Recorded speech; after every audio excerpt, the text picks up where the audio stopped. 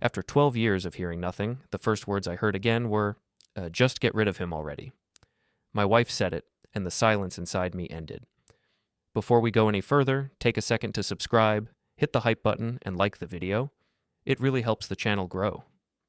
And tell us in the comments, what would you do in this situation? I stood in the hallway of my own house, 48 hours after the implant activation, feeling sound wash over me like cold water.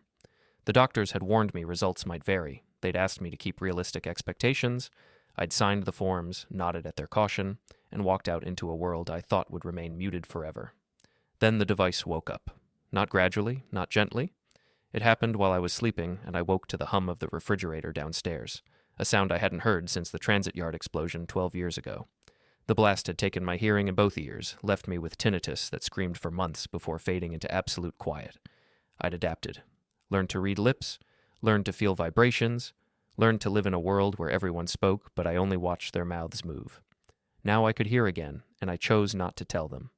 That first morning, I came downstairs like I always did, slowly, carefully, watching faces for cues. Jenna sat at the kitchen table with her phone, texting someone. She didn't look up when I entered. I poured coffee, and the sound of liquid hitting ceramic was so sharp it almost made me flinch. She still didn't look up. I sat across from her, sipping my coffee, watching her thumbs move across the screen. In the old silence, I would have felt isolated. Now I heard everything, the soft tap of her nails on glass, the slight huff of impatience when someone didn't text back fast enough, the creak of her chair when she shifted weight. My phone buzzed. I'd set it to vibrate years ago, back when I could still hear it ring. Now the buzz felt redundant, but I kept the habit. The screen showed a text from Nate, my son. Coming by later to talk? Important? I showed Jenna the screen. She glanced at it, nodded, went back to her phone. No words, no effort. I might as well have still been experiencing silence. That afternoon, Nate arrived with his sister Meira. They came in without knocking, they never knocked anymore, and found me in the garage, sorting through old tools. The place smelled like motor oil and metal, familiar scents that grounded me while the new world of sound kept surprising me with its details. "Dad," Nate said, too loud, the way people do when they think you can't hear. I turned, wiped my hands on a rag, watched his face. He gestured for me to follow him inside. Meira stood behind him, arms crossed, her expression somewhere between boredom and irritation. She wore clothes that cost more than my monthly grocery bill, designer labels I recognized from the magazines Jenna left around the house. We sat in the living room. Nate pulled out his phone and started typing. After a moment, my phone buzzed. His text read, "We need to discuss your living situation. This house is too much for you." I read it slowly, let my face show confusion. Typed back, "I'm fine here." Nate's jaw tightened. He typed again, "You're not fine. You can't hear if something goes wrong. What if there's a fire? What if someone breaks in?" Meira leaned over his shoulder, read the exchange, then typed her own message. "We found a great assisted living place. Much safer. You'd have people around." I looked at both of them, these two people I'd raised, whose college I'd paid for by working double shifts at the transit yard. They stared back with expressions of concern that didn't reach their eyes. "I like my house," I said out loud, keeping my voice flat the way it had been for years. They exchanged a glance. Nate typed, "We'll talk more about this soon." They left 20 minutes later. I stood at the window and watched them get into Nate's expensive car, one of those electric models that cost more than I'd made in 2 years. They sat inside for a while, talking. I couldn't read their lips from this angle, but I could see the animation in their gestures, the way Meira pointed back at the house, the way Nate nodded and pulled out his phone. That night, Jenna came home late. I was in the kitchen, pretending to read a magazine in the dim light. She dropped her purse on the counter and headed straight for the stairs. "Jenna," I called out, keeping my voice uncertain. She stopped, turned, came back with exaggerated patience. She stood in front of me and mouthed, "What?" I pointed at the coffee maker, then at her, made a questioning gesture. She shook her head, mouthed, "No, tired. Going to bed." She left me there. I waited 30 minutes, then followed her upstairs. Our bedroom door was closed.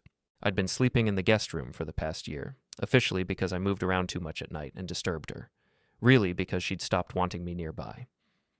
I stood outside our bedroom door and heard her voice, low and intimate.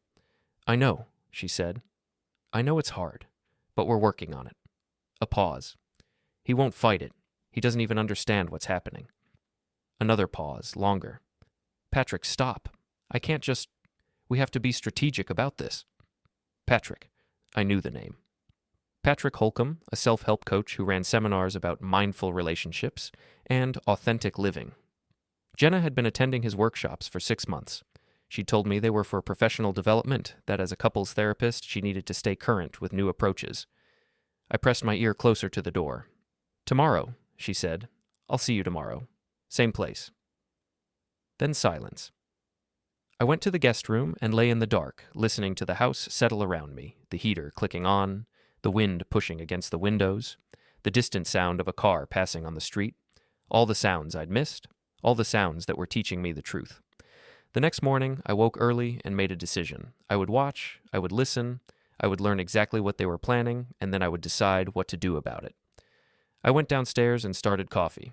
Through the kitchen window, I could see the garage where I'd spent so many hours rebuilding engines, fixing electrical systems, learning the language of machines because I couldn't hear the language of people.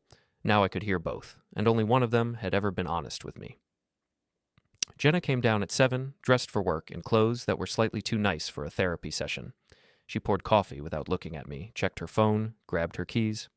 At the door, she paused and turned back. She mouthed, "Gone all day. Don't wait up." I nodded. She left. I waited 5 minutes, then checked the doorbell camera footage on my tablet, one of the few technologies I'd mastered during my hearing loss.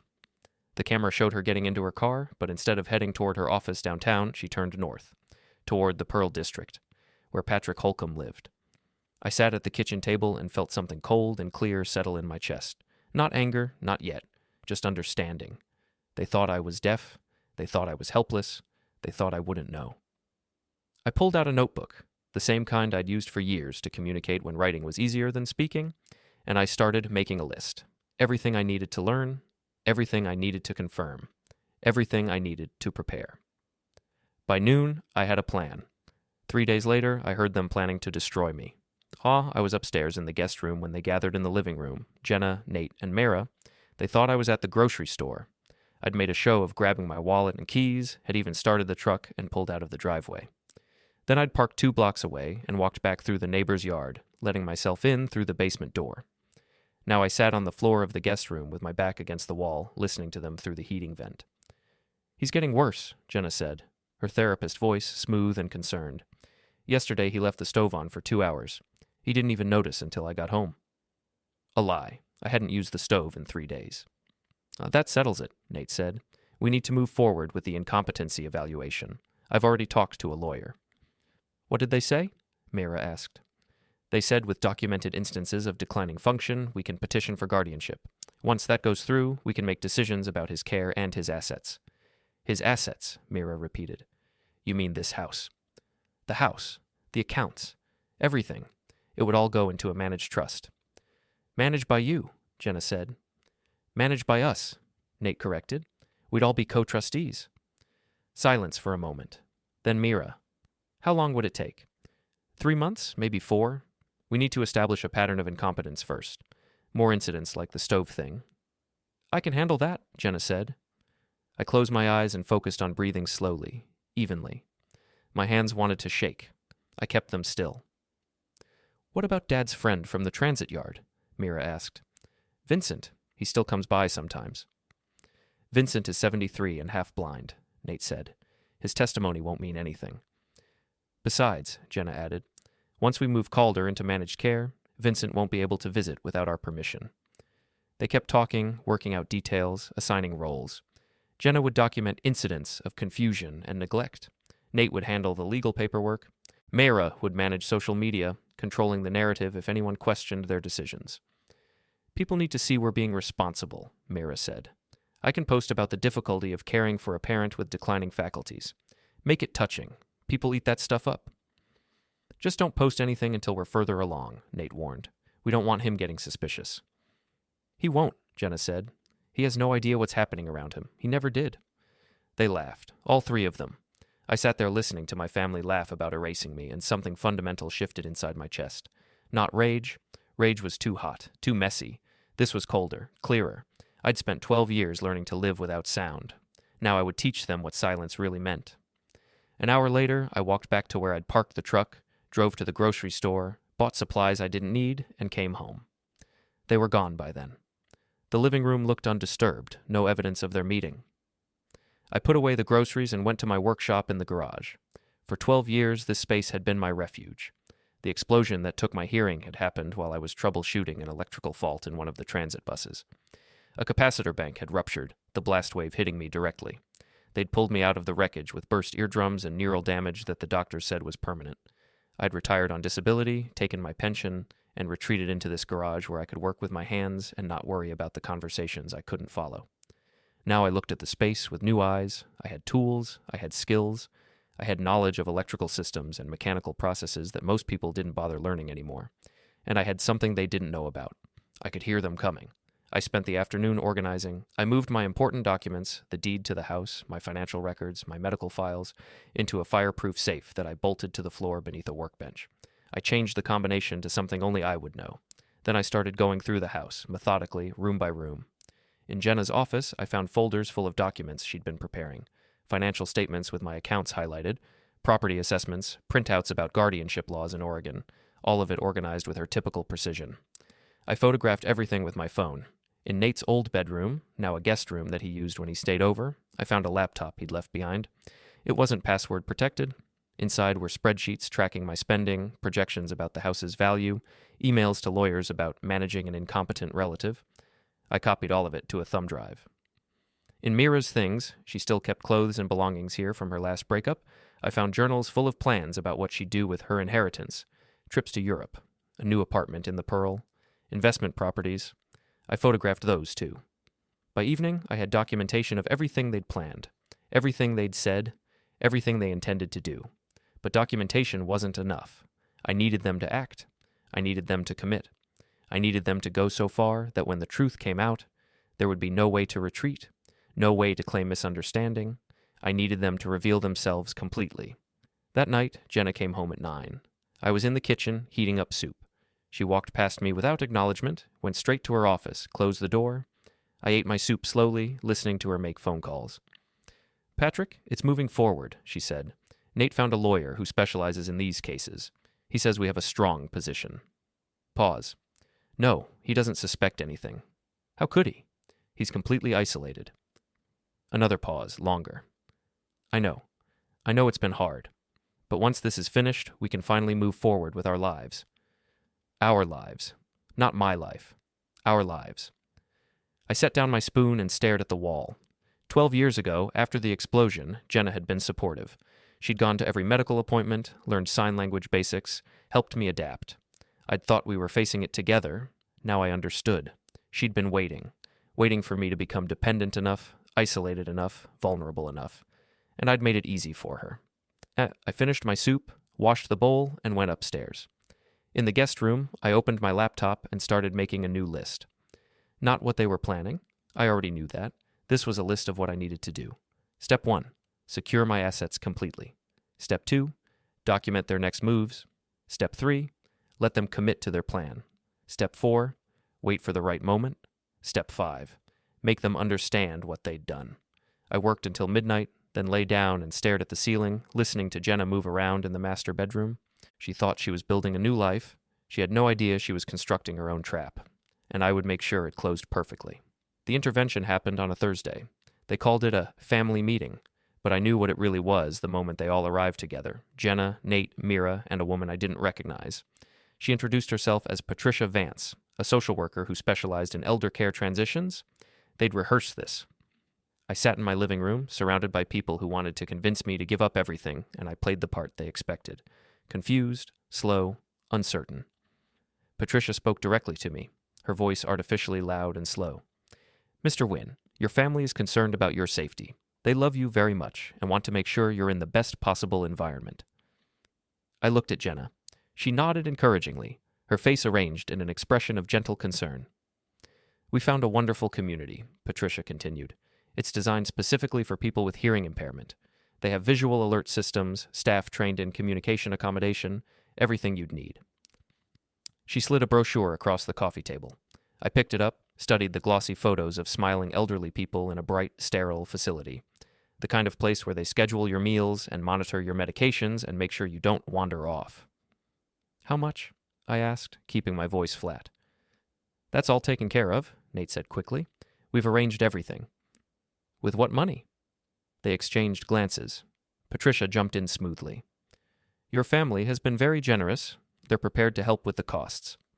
My money. They were planning to use my money, my pension, my savings, everything I'd earned over 37 years of work. I don't want to go, I said. Patricia's smile tightened slightly. Mr. Wynn, I understand change is difficult, but your family has documented several concerning incidents. The stove left on, missed appointments, confusion about medications. What medications? I asked. Jenna leaned forward. Dad, you forgot to take your prescriptions 3 times last week. Another lie. I didn't take any prescriptions. My health was better than most men my age. I want to see the documents, I said. Nate pulled out a folder. We have everything here. Photos of the stove incident, notes from your doctor about missed appointments, a record of calls from concerned neighbors. I took the folder and started going through it slowly. The photos showed my stove with all 4 burners turned on, but I recognized the angle. Someone had taken these while I was out. The doctor's notes were printed on letterhead from a clinic I hadn't visited in 2 years. The neighbor complaints came from people I'd never met. They'd fabricated everything.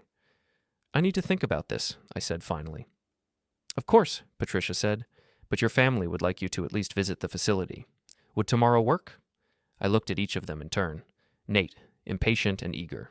Meira, barely hiding her boredom. Jenna, playing concerned wife with practiced ease. Patricia, the professional enabler, making it all seem reasonable. Tomorrow, I agreed. They relaxed visibly. Patricia gathered her materials, shook my hand with both of hers, told me I was making a wise decision. After they left, I sat alone in the living room for a long time.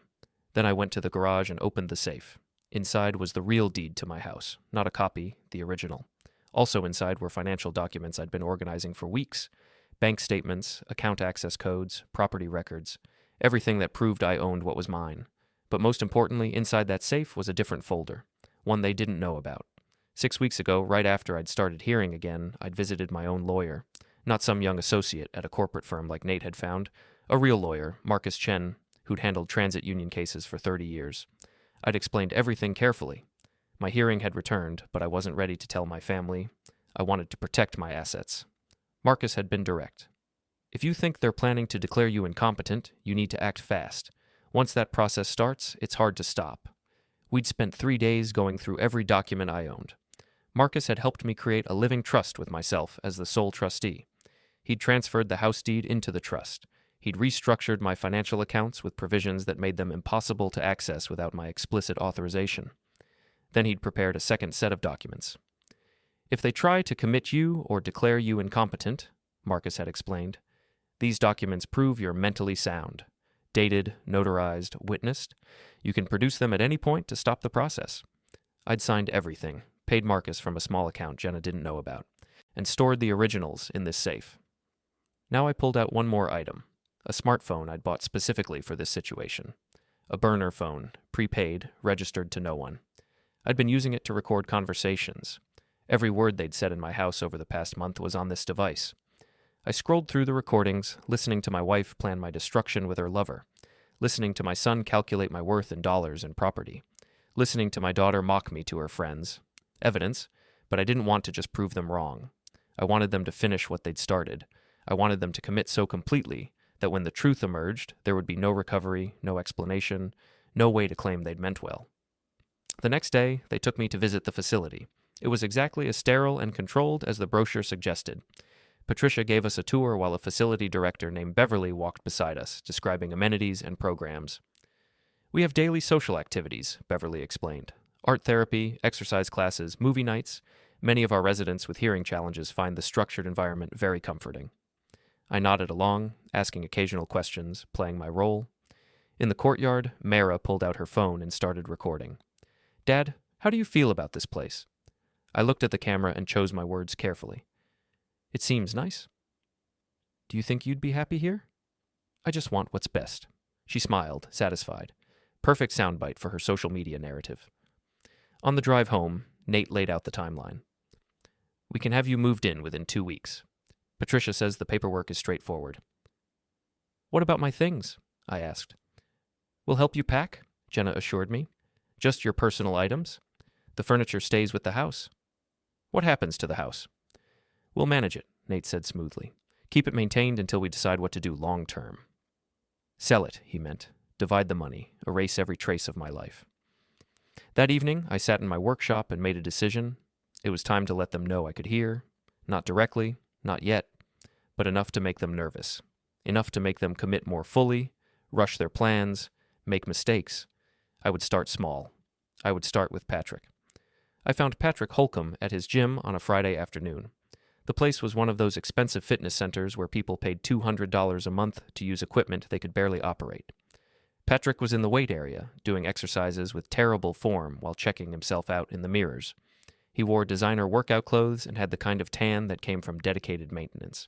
His hair was professionally styled, even at the gym. Everything about him screamed effort, pretending to be effortless.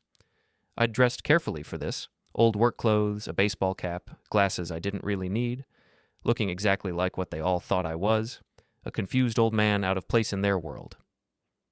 I walked up to him between sets. He glanced at me, did a double take, then put on a surprised smile. "Calder, hey, what are you doing here?" I pulled out my phone and typed. "Jenna said this was a good gym. Trying to stay active." He read it and nodded enthusiastically. "That's great, man. Really great. Taking care of yourself is so important." He didn't know whether to keep talking or wait for me to type more. His eyes kept darting around, checking if anyone was watching us interact with the deaf guy. I typed again. "She talks about you a lot. Says your workshops really helped her." "Oh, yeah?" His smile widened. "That's awesome. I'm glad she's getting something out of them." I watched his face carefully. No guilt, no discomfort. Just practice charm. I typed, "Maybe I should come to one sometime." "Absolutely," he said. "Although, they're pretty audio-focused. Lots of group discussion. Might be tough with..." He gestured vaguely at his ears. "Right," I said out loud, nodding. His expression flickered. Something uncertain crossed his face. "Well, hey," he said after a pause. "Good seeing you, Calder. I should get back to my workout." I nodded and walked away. I didn't go far, just to the stretching area where I could watch him in the mirror. He stood there for a moment, confused, then pulled out his phone and typed rapidly. Texting Jenna, I assumed. I spent 20 minutes pretending to stretch, then left. That night I heard them on the phone. "He just showed up at my gym," Patrick said, his voice tight with anxiety. "Started talking to me." "Talking?" Jenna's voice was sharp. "He doesn't talk to strangers." "I know. It was weird. He said you told him about the gym." "I never said anything about your gym. So why would he come there?" Silence on the line. "Jenna, I'm not comfortable with this. What if he knows something?" "He doesn't know anything. He can't know anything. He's completely isolated." "Then why show up at my gym specifically?" "It was probably a coincidence. There are a dozen gyms in that area." It didn't feel like a coincidence. More silence. "Patrick, listen to me. In 2 weeks, this entire situation will be resolved. Calder will be in managed care and we can stop worrying about him. Just stay calm." "Easy for you to say. You're not the one he randomly appeared in front of." "It won't happen again. I'll make sure he understands he needs to stay close to home for his own safety." They talked for a few more minutes, Patrick still anxious, Jenna soothing him with her therapist voice. I sat in the dark guest room and smiled. First seed of doubt, planted. Over the next week, I planted more. I left my truck parked outside Patrick's apartment building one afternoon, just for 20 minutes, just visible enough that he'd notice if he looked out. He did. I watched him stare down at it from his window, phone pressed to his ear. I showed up at Nate's office building one day, told the receptionist I was there to see my son. She called up to him. He came down, confused and irritated, and I handed him a folder full of completely unimportant papers, old insurance documents, expired warranties, and said I thought he might need them for his records. He flipped through them, bewildered. "Dad, why would I need any of this?" I shrugged. "Thought you were handling my files now." His expression went cold. "We haven't started that process yet." "Oh," I said. "My mistake." I left him standing in his office lobby, holding useless papers, wondering how much I understood. With Meira, I was more direct. I found one of her Instagram posts, a carefully staged photo of her at brunch with friends, caption talking about choosing your own family and protecting your peace from toxic people. I knew it was about me. She'd posted it 2 days after their family meeting. I left a comment from my rarely used account. "Looks delicious, sweetheart. Glad you're enjoying your brunch. Love, Dad." She deleted it within 5 minutes, but her friends had already seen it. I watched the likes and comments roll in, people asking, "Is that your dad?" and "Are you guys okay?" She posted a follow-up. Family is complicated. Sometimes love means making hard decisions for everyone's well-being. I commented again. Very true. We should talk soon about those decisions. She blocked me. Then she called Jenna in a panic. I heard the whole conversation through the heating vent. He's commenting on my posts. He never uses Instagram. What did he say? Nothing bad. That's what's creepy. He's being all normal and nice. It makes me look terrible. Just block him. I did, but people saw it. They're asking questions. Meira, calm down. He's just confused about social media. It doesn't mean anything. Mom, something's wrong. He's acting different. He's not acting different. You're just paying more attention because we're in the middle of this transition. What if he knows? He doesn't know. He can't know. But the fear was there now. In all of them. The smallest seeds of doubt growing roots. They started making mistakes. Nate sent me an email meant for Jenna, discussing guardianship timelines. He realized his error within minutes and sent a follow-up. Sorry, wrong recipient. Please disregard. I didn't respond. Just let him wonder if I'd read it. Jenna started hiding her phone when I was in the room, even though she thought I couldn't hear it ring. The effort of concealment itself was revealing. Patrick stopped going to his regular gym. They were all adjusting their patterns because of me, reacting to a deaf man who shouldn't have been able to affect them at all. 10 days after the facility visit, Patricia called the house. Jenna put her on speaker. We need to move up the timeline, Patricia said. The facility has an opening next week. If we don't take it, there might not be another spot for months. Next week? Jenna's voice was uncertain. That's faster than we planned. I know, but given the incidents your family has documented, I think sooner is better than later. Incidents they'd fabricated, timeline they'd invented, urgency born from their own anxiety. I'll talk to Nate and Meira, Jenna said. We'll confirm by tomorrow. After she hung up, she sat in the kitchen for a long time, staring at nothing. I walked in, poured myself water, stood next to her. She looked up at me, and for just a moment I saw something that might have been guilt. Then it was gone. We need to talk, she said, enunciating carefully so I could read her lips. I nodded. She pulled out her phone and typed, The facility has a spot available. We'd like to move you next week. Is that okay? I read it slowly. Looked at her. Looked back at the phone. If you think it's best, I said. Relief flooded her face. I do. We all do. It's going to be so much better for you. I nodded again and went upstairs. In the guest room, I pulled out my own phone and texted Marcus. They're rushing it, moving me next week. Are we ready? His response came immediately. Yes, everything's protected. Do you want me to intervene now? I typed back, Not yet. Let them commit fully. I want witnesses to every step. You're sure about this? I looked around the room that used to be a home office, back when I had a life that included planning and future. Now it was just where I slept, separate from everything that used to matter. I'm sure, I typed. Let them finish. Marcus sent one more message. I'll be ready when you are. I set down the phone and lay on the bed, listening to Jenna make calls to Nate and Meira, her voice bright with relief. She thought she'd won. They all thought they'd won. They had no idea the game hadn't even started yet. Moving day arrived with cold rain and false sympathy. Nate rented a truck. Meira brought coffee and pastries like this was some kind of social occasion. Jenna directed everything with practiced efficiency, telling me which items I could take, clothes, a few books, some photos, and which needed to stay. The facility has limited space, she explained. Just your essentials. I watched them box up my life into 3 small containers. Everything else, my tools, my workbenches, my files, my furniture, stayed behind. We'll store it safely, Nate assured me. You can access it any time. Another lie. Once I was in the facility, once the guardianship was finalized, they'd sell everything. Patricia arrived mid-morning with paperwork.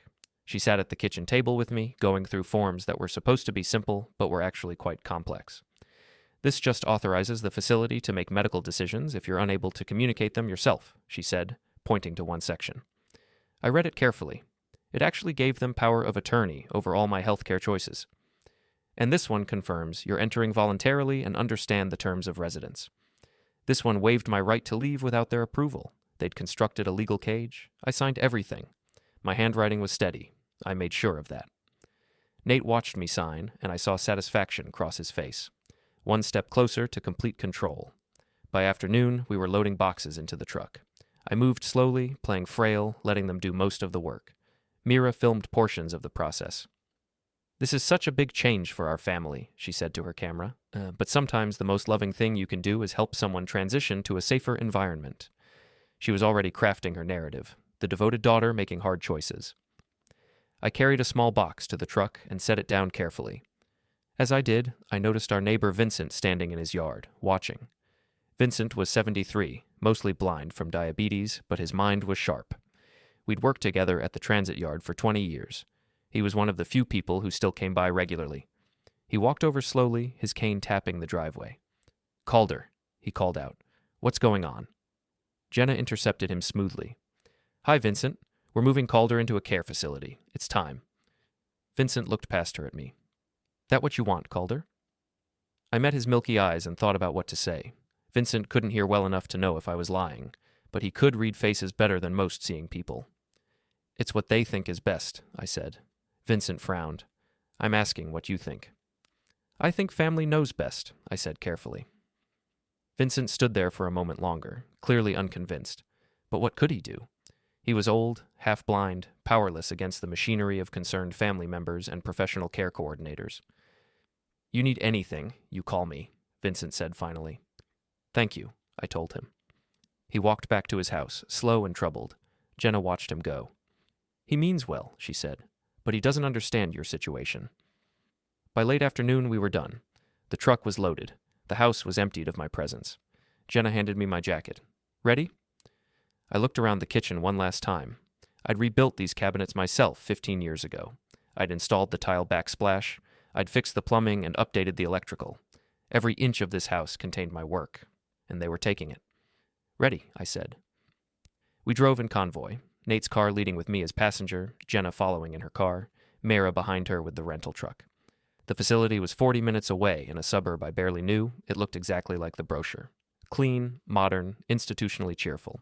Beverly met us at the entrance with her professional smile. "Welcome, Mr. Wynn. We're so excited to have you join our community." She led us to my room, a small studio with a bed, a dresser, a chair, and a bathroom. One window overlooked a courtyard. The walls were beige.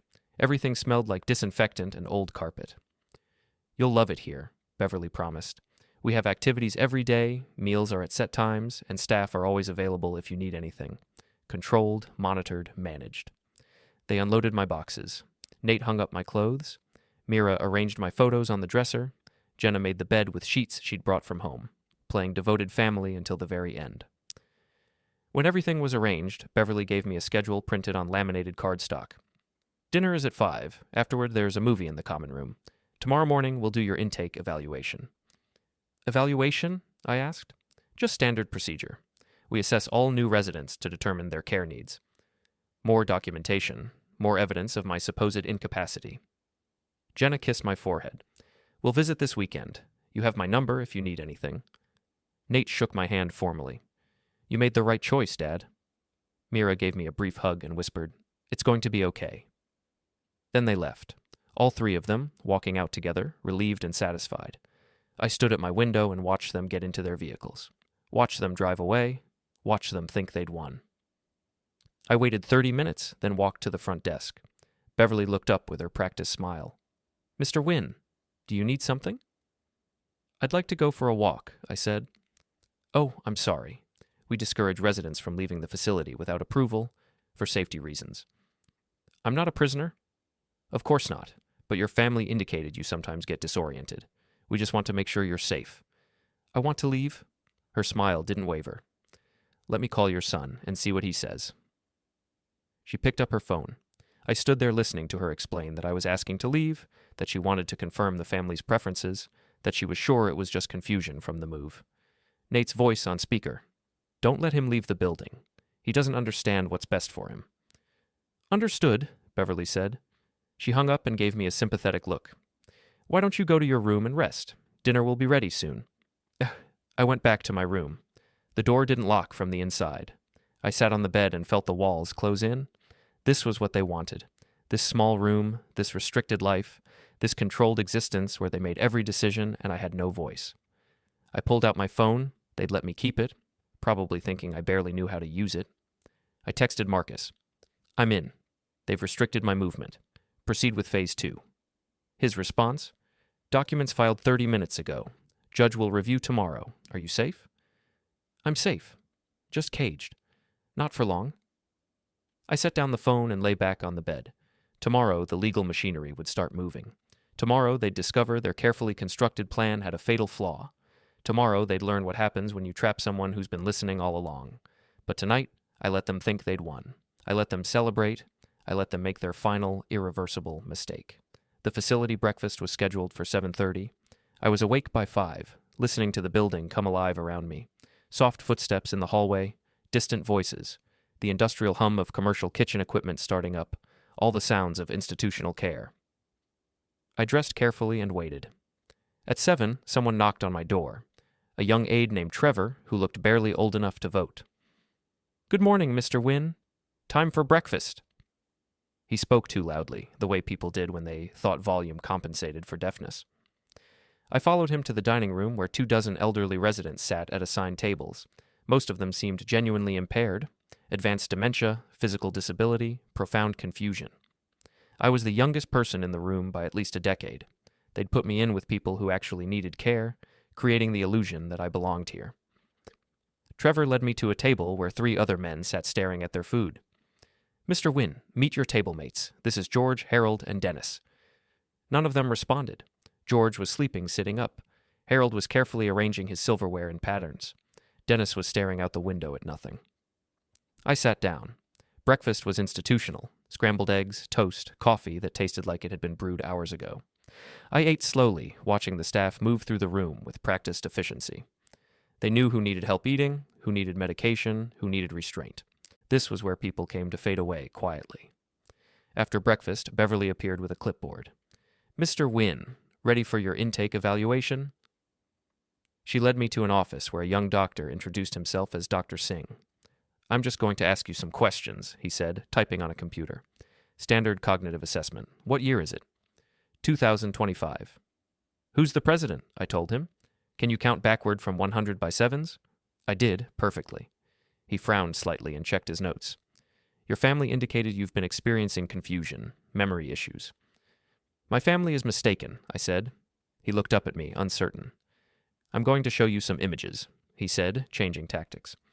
I want you to identify them. He showed me cards with pictures, a dog, a clock, a house. I identified each one correctly. Okay, he said slowly. Can you draw a clock showing 3:15? I drew it perfectly. He set down his pen. Mr. Wynn, I'm not seeing any signs of cognitive impairment. That's because there aren't any. But your family. My family lied. Silence filled the small office. That's a serious accusation, Dr. Singh said carefully. It's a serious situation. He looked at his computer, then back at me. Your admission paperwork indicates you came here voluntarily. Under false pretenses. I see. He closed his laptop. I'm going to need to discuss this with Beverly and with your family. Do that, I said. He left me sitting in the office. I waited. 20 minutes later, Beverly returned, looking flustered. Mr. Wynn, I've called your son. He's quite concerned about these accusations you're making. I'm sure he is. He said you sometimes have paranoid episodes, that you imagine conspiracy. Of course he did. Her professional smile was strained. Why don't we get you back to your room? We can revisit this conversation when everyone's calmer. I want to leave, I said.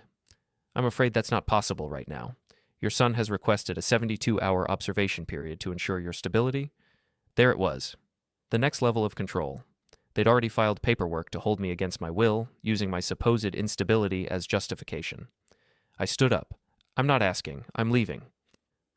Beverly moved to block the door. Mr. Wynn, please don't make this difficult. Call the police, I said. Tell them you're holding a mentally competent adult against his will. She hesitated. Or let me leave, I continued, and avoid the lawsuit that will happen if you don't. We stared at each other. She blinked first. Wait here. She left. I heard her making urgent phone calls in the hallway. 10 minutes later, Nate arrived. He came into the office looking concerned and slightly out of breath. Dad, what's going on? Beverly said you're making threats. I want to go home. This is your home now. We talked about this. No, you talked. I was coerced. His expression hardened. That's not true. You signed all the paperwork voluntarily. Under false information, you fabricated evidence of incompetence. Dad, you're confused. I'm not confused. I let my voice rise. I know exactly what you did. I know about the fake doctor's notes, the staged photos, the forged incident reports. His face went pale. I don't know what you're talking about. Yes, you do. We stared at each other, and I saw the moment he realized something had changed, something fundamental. How long? He asked quietly. How long what? How long have you been able to hear? I smiled. Long enough. The color drained completely from his face. That's impossible, he whispered. The doctor said results might vary. Mine varied well. He stumbled backward, hit the chair, sat down heavily. You've been hearing us, he said. This whole time. Every word. Oh my God. I watched him process it. Every conversation he'd had about me, every plan he'd made, every cruel comment he'd thought I couldn't hear. All of it had been heard. All of it was known. Dad, listen, he started. No, you listen. You have 48 hours to return full access to my house, my accounts, and my property. If you don't, my lawyer will file criminal charges for fraud, forgery, and mistreatment of an older adult. You can't prove any of that. I pulled out my phone and played a recording. His voice clear and unmistakable. Once we get the incompetency papers through, everything becomes ours. His face went from pale to gray. I have hours of recordings, I said. Every conversation, every plan, every lie you told about me, all documented, all dated, all admissible. He couldn't speak. 48 hours, I repeated. Or I go to the police and the media. I'm sure Meira's followers would love to hear the real story. I walked past him, out of the office, through the facility's common area where confused elderly people watched me pass. Beverly tried to intercept me at the door. Mr. Wynn, you can't just leave. Watch me. Your family has no legal authority over me. I'm mentally competent, physically capable, and leaving of my own free will. If you try to stop me, I'll have you arrested. She stepped aside. I walked out into cold morning air and kept walking. I didn't have my truck, didn't have a ride, didn't care. I walked 6 blocks to a bus stop and rode back toward the city, watching suburbs give way to urban neighborhoods I'd known for 40 years. My phone buzzed constantly. Nate, Jenna, Meira, Patricia. I ignored all of them. At downtown, I transferred to another bus heading toward my neighborhood. As I rode, I called Vincent. He answered on the 3rd ring. Calder? I need a favor. Name it. Can you pick me up at the bus stop on Morrison in 20 minutes? Course I can. You okay? I'm perfect. He was waiting when I arrived, his old truck idling at the curb. I climbed in. He studied my face with his clouded eyes. They tried to lock you up, he said, not a question. Yes. But you got out. Yes. He nodded slowly and put the truck in gear. Good. Where to? Home. My home. He drove me through familiar streets, not talking, just being present. When we pulled up to my house, I saw Jenna's car in the driveway. Want me to stay? Vincent asked. No, but thank you. You need me, you call. I got out and walked up my own driveway to my own house. Jenna met me at the door, her face a mask of concern and fear. Calder, we need to talk. Yes, I agreed. We do. I pushed past her into my own home. It was time to finish this. They gathered that evening like it was still their decision to make. Jenna, Nate, Meira, sitting in my living room like they owned it. Faces showing various degrees of anger, confusion, and fear.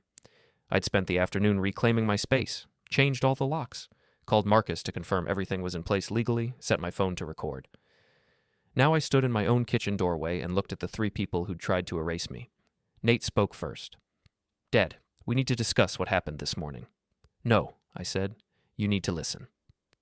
Jenna tried her therapist voice. Calder, we understand you're upset, but we were only trying to help. Stop. The single word cut through the room. I'm going to talk, I said, and you're going to hear everything I've heard over the past 8 weeks. Meira stood up. This is crazy. You can't just... Sit down.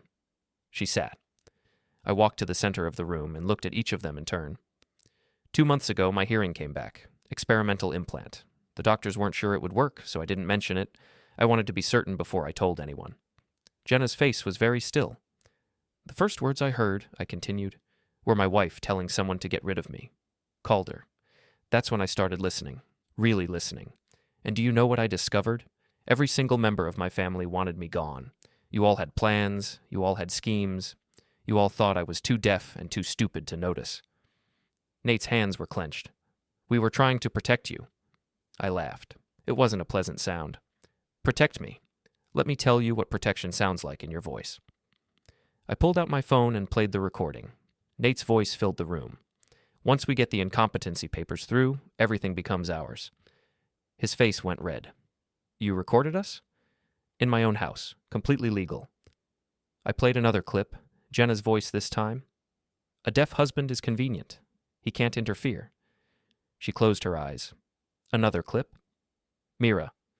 We'll sell his tools. He won't even notice. Meira started crying. That's not... I didn't mean... Yes, you did. You meant every word. I had hours of recordings. I played them all. Every cruel comment. Every calculation of my worth. Every plan to take what was mine. Every lie about my competence. Every fabricated incident. I played Jenna's conversations with Patrick where they discussed their future together, a future that involved my house, my money, my complete absence. I played Nate's calls with lawyers, plotting guardianship strategies. I played Meira's videos where she mocked me to her friends, calling me an anchor and a burden. I played all of it, and I watched them break. Jenna was the first to crack. We weren't trying to hurt you. No, you were just trying to erase me, to put me somewhere I couldn't interfere while you divided up everything I'd built. That's not fair, Nate said, but his voice was weak. Fair? I let anger show for the first time. You want to talk about fair? I worked for 37 years. Double shifts, weekends, holidays. I paid for your education, your cars, your apartments. I gave you everything I had. We know. And when I lost my hearing, when I needed support, you saw opportunity. You saw a confused old man you could manipulate. Dad, please. But I wasn't confused. I was listening, and I heard what you really are. Silence filled the room, heavy, suffocating. Meira was crying openly now. I'm sorry. I'm so sorry. Are you? Or are you sorry you got caught? She couldn't answer. I looked at Jenna. You want to be with Patrick? Go. The house is mine. The accounts are mine. You'll get nothing in a divorce except what a judge decides based on your infidelity. She opened her mouth, closed it. No therapist tricks could save her now. I turned to Nate. You want my estate? You'll never touch it. I've created an ironclad trust. Even after I pass, you won't see a penny. Every cent goes to the Transit Workers Union in memory of people who actually earned their living. His face went from red to white. I looked at Meira. You want to tell your followers about difficult family decisions? Go ahead. I'll tell them the truth. I'll play these recordings for anyone who wants to hear them. I wonder how your sponsors will feel about you plotting to rob your disabled father. She buried her face in her hands. You all thought I was helpless, I said. You thought silence made me weak. But I've spent 12 years learning to survive without sound. I learned to watch, to read people, to understand what's not being said. I paused, let that sink in. So when my hearing came back, I had two advantages. I could hear you, and you thought I couldn't. Nate found his voice. What do you want? I want you out of my house. All of you, tonight. That's it? Jenna asked, disbelieving. You're just kicking us out. No, I'm also sending copies of everything I have to the Oregon State Bar since Nate used false information in legal filings. I'm sending copies to Meira's sponsors since she built her brand on fake family values. And I'm sending copies to Patricia and Beverly's licensing boards since they participated in false imprisonment. You can't, Nate started. I already did. The emails went out this afternoon. They stared at me like I was a stranger. Maybe I was. Maybe the man they thought they knew, the deaf mechanic who let them make decisions, had never really existed. But here's what I won't do, I continued. I won't press criminal charges. I won't go to the media. I won't destroy you completely. Hope flickered in their faces. On one condition, I said, you stay away from me, permanently. No calls, no visits, no contact of any kind. You pretend I died in that explosion 12 years ago, and I'll pretend you died to me today. Dad, Meira whispered, those are the terms. Accept them, or I'll make sure everyone knows exactly what you did. They looked at each other, these three people who'd shared lineage and history with me. Then, one by one, they stood up. Jenna was last. She stopped at the door. I did love you once. I know, I said. That's what makes this worst. She left. I stood in my empty living room and listened to their cars start, drive away, disappear into the night. Then I sat down in my chair and cried. Not from sadness, from relief. The silence was gone, and so were they. Morning came cold and clear. I woke in my own bed for the first time in a year. The master bedroom, not the guest room. My space reclaimed. I made coffee and sat at the kitchen table, listening to the house settle around me. The heater clicking, the refrigerator humming, the distant sound of traffic, all the sounds of normal life. My phone had been quiet since last night. No calls, no texts. They'd accepted my terms, at least for now. I spent the morning going through documents Marcus had prepared. Divorce papers for Jenna, cease and desist letters for all three of them, affidavits documenting their fraud. Everything was in order. Everything was legal. Everything was final. Vincent called at noon. You good? I'm good. They gone? They're gone. Good. You want company? Not yet, but soon. I'll be here. I hung up and went to the garage. My tools were all still there, organized exactly how I'd left them. They hadn't managed to take anything that mattered. I pulled out an old radio and plugged it in. Static filled the space, then music. A classic rock station I'd listened to before the explosion. Sound felt different now. Not just returned, but earned. I spent the afternoon working on an old motorcycle engine someone had abandoned years ago. My hands remembered the work, even if my ears had forgotten the sounds. Now I had both, muscle memory and auditory feedback. It felt whole. Around 4, someone knocked on the garage door. I tensed, expecting conflict. But it was just Vincent, carrying 2 sandwiches from the deli on Foster. Thought you might be hungry, he said. We ate together in the garage, not talking much. Vincent had always been comfortable with silence. Maybe that's why we'd stayed friends. He never needed me to hear him to know we understood each other. What happens now? He asked eventually. I live, I said simply. That's it? That's everything? He nodded, chewing slowly. Your family going to leave you alone? They will if they're smart. And if they're not? Then I have recordings that prove fraud, conspiracy, and attempted theft. They'll go to prison. Vincent grunted approval. Good.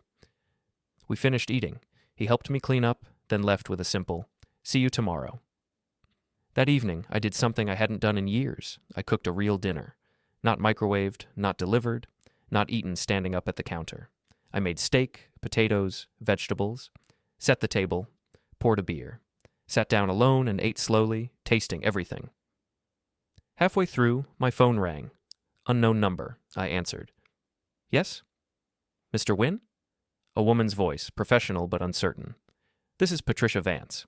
I wanted to apologize for yesterday. Noted. I didn't know your family provided documentation that seemed legitimate. But you didn't verify it. Silence. You were paid to process me, I said, to make me disappear quietly. You did your job without asking if it was right. That's not fair. Neither was locking me in a facility against my will. More silence. I've been thinking about quitting, she said finally. This whole industry. We process people like packages. We don't see them. So quit. It's not that simple. Yes, it is. You choose to do better. That's it. I hung up. 10 minutes later, Beverly called. Similar conversation, similar apology, similar recognition that the system she worked in treated people like problems to be managed. I told her the same thing. Choose better. Then I turned off my phone. I didn't want apologies. I didn't want explanations. I wanted peace. That night, I slept 10 hours straight. No waking up to phantom sounds. No anxiety about what I'd hear through the vents. Just deep, quiet rest. In the morning, I woke to birds singing outside my window, a sound I hadn't heard in 12 years. I lay there listening to them, identifying species by their calls. Robins, crows, a distant woodpecker. The world was full of sound again, and I was full of choices. I could be bitter. I could be angry. I could spend years dwelling on betrayal. Or I could just live. I chose to live. 3 days after they left, the legal papers started arriving. First came Jenna's divorce attorney, a partner at a downtown firm, probably expensive. The letter requested mediation before formal proceedings. It suggested reconciliation counseling. It positioned her as concerned spouse, not adulterous schemer. I forwarded it to Marcus with a note. Use the recordings. No settlement. He called within the hour. This is going to be ugly. Good. She'll get a lawyer who claims those recordings were obtained illegally. They weren't. Oregon is a one-party consent state. I can record conversations I'm part of on my own property. She'll argue you weren't really part of the conversation since they thought you were deaf. Then she admits they were conspiring behind my back. Marcus laughed. You've thought this through. I've had time. Next came a letter from Nate. Formal, typed, probably drafted by someone who charged $300 an hour. It requested negotiation regarding misunderstandings about family intentions. It suggested clearing the air and moving forward. It never once admitted wrongdoing. I wrote back by hand, no. Meira didn't send letters. She posted on social media a long emotional essay about complicated family dynamics and learning from mistakes. She talked about privilege, accountability, and growth. She used every buzzword her audience loved. She never mentioned recordings, never mentioned conspiracy, never admitted she'd tried to rob her own father. But her followers weren't stupid. The comments filled with questions. What did you do? Why is this so vague? What happened with your dad? She lost 3 sponsors that week. I felt nothing watching it happen. Not satisfaction, not revenge. Just the cold recognition that actions have consequences. On the 4th day, Patrick showed up at my door. I watched him through the window, pacing on my porch, rehearsing what he'd say, checking his hair and his phone camera. I opened the door before he could knock. I don't want you here, I said. I know, but I needed to leave. He held up his hands, peaceful gesture. Just 5 minutes, please. I considered closing the door in his face, but curiosity won. Talk, I said. Didn't invite him in. He stood on the porch, shifted his weight, tried to find words. I wanted to explain about Jenna and me. I don't care. You should, because we didn't plan this. You planned to take my house. That was her idea. And you went along with it. He looked away. I thought you were really deaf. I thought you were really losing it. She showed me documents, photos, doctor reports. All fake. I know that now. But then, he stopped, tried again. I'm not a bad person. Yes, you are. You're just not the worst person. That hit him. He flinched. The worst part? I continued. You probably believe your own story. You've convinced yourself you were helping. That's how people like you work. You turn selfishness into altruism and believe it. I loved her. You loved what she could give you. House, money, status. That's not fair. The fair thing would have been leaving a married woman alone. The fair thing would have been questioning documents that justified stealing from a disabled man. The fair thing would have been having a conscience. He opened his mouth, closed it. Nothing he could say would change reality.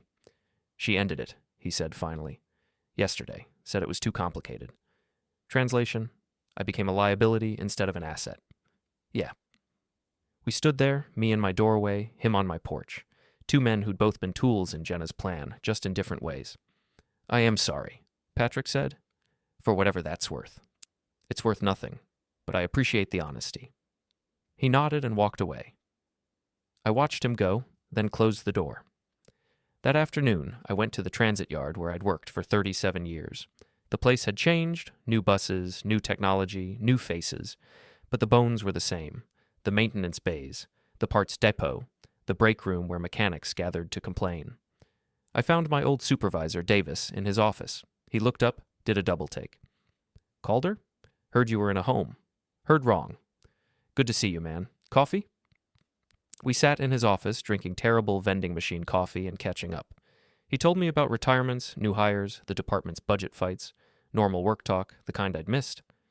You ever coming back? He asked. Officially? No, I'm still retired. Unofficially, I might volunteer, help with electrical troubleshooting, training new mechanics. His face lit up. That would be huge. We've got 3 apprentices who don't know a resistor from a capacitor. Set it up, I said. We shook hands. It felt like something being restored.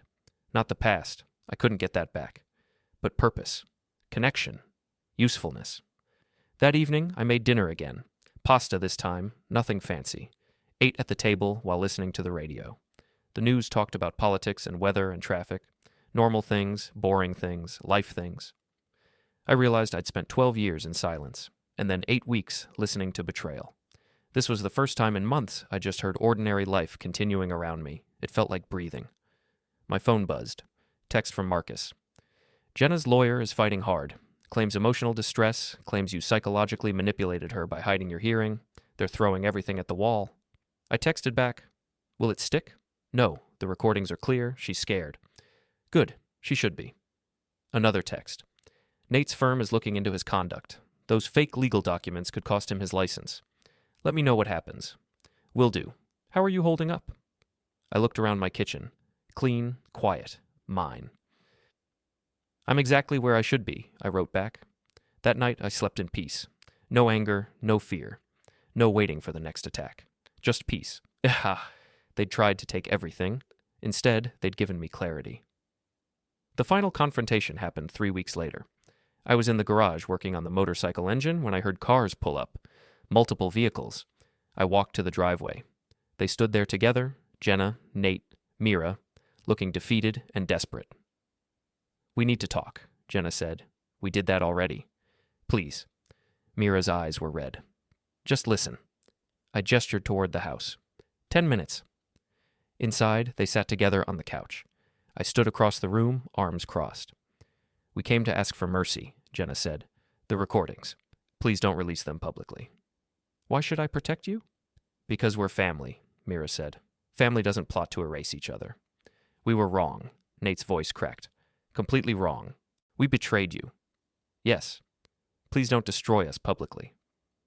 I looked at each of them, genuinely scared now, lives crumbling. You remember when the explosion happened? I asked. I woke up in the hospital and the world was silent. I felt erased, like I'd become a ghost in my own life. Jenna started crying. That's what you tried to do to me. Actually erase me. We're sorry, Meira whispered. Sorry you got caught. If I hadn't regained my hearing, you'd have succeeded. I'd be locked in that facility, and you'd be selling my house right now. They couldn't argue. Here's your mercy. I won't release the recordings publicly. I won't talk to media. Relief flooded their faces. But you honor every term I set. No contact, no claims. You accept all consequences. And you tell the truth. To yourselves, to each other. You own what you did. Because if I hear you're spinning a story where I'm the villain, then everything goes public. Every recording, every document. We understand, they said. Then we're done. Get out. They stood, moved toward the door. At the threshold, Jenna turned. I really did love you once. But love without respect is just manipulation, and you stopped respecting me years before I lost my hearing. She flinched. They left, got into separate cars, each one alone with their consequences. I stood at the window watching them disappear. Then I went back to the garage and picked up my wrench. 2 hours later, the motorcycle engine was complete. Not running yet, but whole. I cleaned my tools, washed my hands, locked up. Inside, the house was quiet. Chosen peace. I sat at the kitchen table with a beer. They'd tried to steal my life, and instead, they'd taught me what it was worth. I finished my beer and went to bed. Tomorrow I'd go to the transit yard. Tomorrow I'd keep rebuilding. But tonight, I would sleep in my own bed, in my own house, with my own peace. The ending they'd planned for me, forgotten, erased, silenced, would never happen. I'd written my own ending, and it sounded exactly right.